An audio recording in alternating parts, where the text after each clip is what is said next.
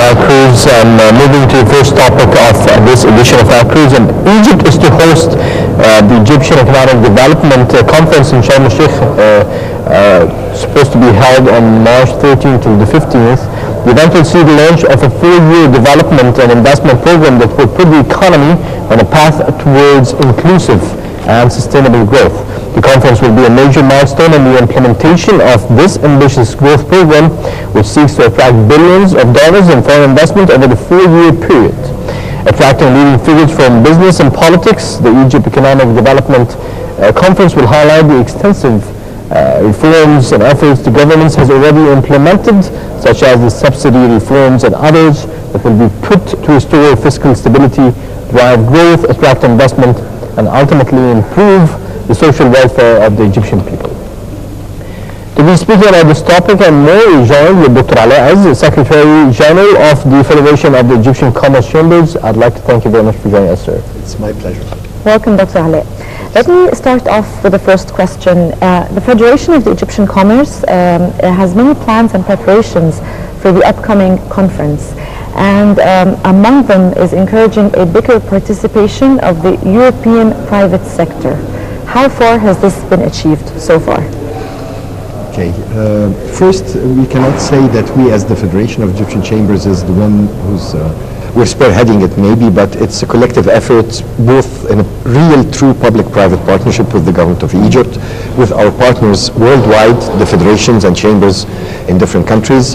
We have organized from Berlin to Barcelona to Luxembourg to Brussels, today in Vienna.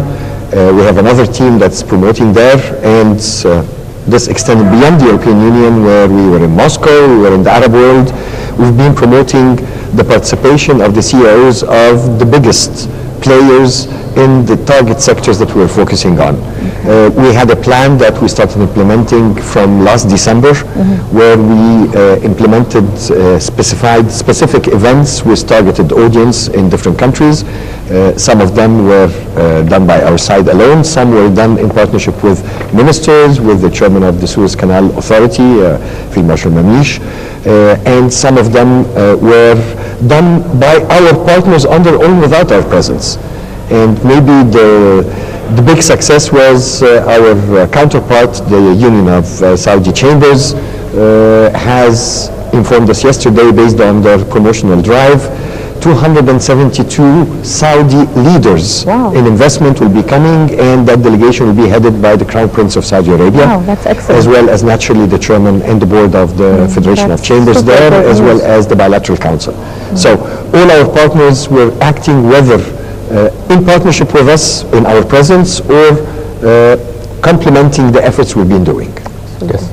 So that from the Arab side. If we look at the European side, what would be the major or mega projects that would be attracting investors?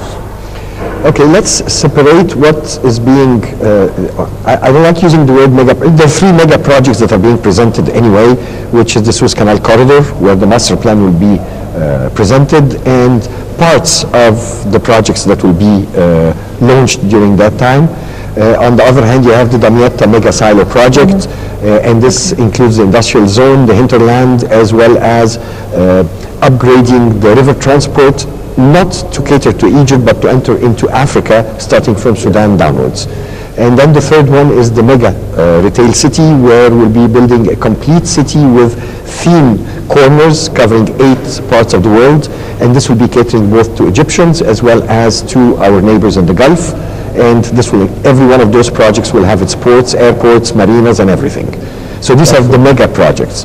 But what will be presented is beyond the mega projects. When we talk about the Suez Canal Corridor, it's not just the ports and the logistic hubs, which is the most famous and quote-unquote the sexy part of the program, but you have about 4 million acres of land reclamation, 1 million this year. And this includes not only the land reclamation, but we're talking about the equipment, the know-how, the technology, as well as the whole downstream supply chain for the export of the products, as well as manufacturing.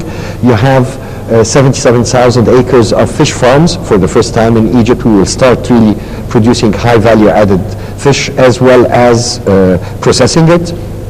You have the smart village, or the Silicon Valley, as they call it, the 35,000 acres. You have That's a new extension for the the existing one is a baby.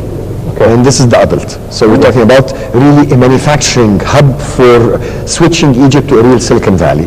Yes. And what would be the location for that? that would be in Ismailia. Okay. In the southern part of, southern western part of the Suez Canal corridor, to go geographically, for those who don't know where Ismailia is. And then you have thousands, 77,000 acres of industrial zones.